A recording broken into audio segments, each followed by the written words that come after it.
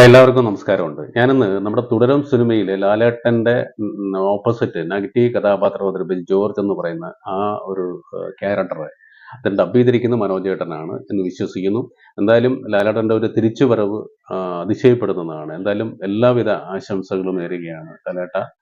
ഇനിയും ഒരുപാട് ഹിറ്റുകൾ ഉണ്ടാകട്ടെ എന്ന് മനസ്സുകൊണ്ട് പ്രാർത്ഥിക്കുന്നു. ഒപ്പം നമ്മുടെ പ്രേക്ഷകർക്കായി ഈ കഥാപാത്രം ജോർജ് എന്ന് പറയുന്ന കഥാപാത്രത്തെ നെഗറ്റീവായിട്ട് അവതരിപ്പിക്കുകയുണ്ടായി. ആ കഥാപാത്രത്തെ ഇന്ന് നമ്മുടെ മലയാള സിനിമയിൽ നിന്ന് നഷ്ടപ്പെട്ടു പോയ, നമ്മളിൽ നിന്ന് അകന്നുപോയ മലയാള സിനിമയുടെ നിത്യവസന്തം പ്രേം നസീർ സാർ.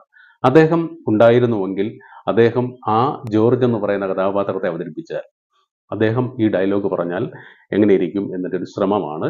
ഇഷ്ടപ്പെടുകയാണെങ്കിൽ മാക്സിമം സപ്പോർട്ട് ചെയ്യണം. കമൻറ്റുകളിട്ട് നിങ്ങളുടെ നിർദ്ദേശങ്ങളോ അഭിപ്രായങ്ങളൊക്കെ രേഖപ്പെടുത്തണം.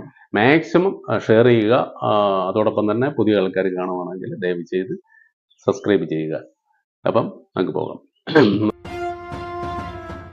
36 വർഷമായുടെ പെൻസെ ഞാനും പോലീസിൽ കയറി.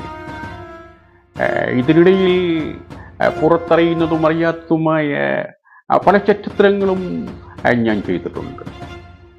അതിലൊന്നും എനിക്ക് ഒരു റിഗ്രറ്റുമില്ലട.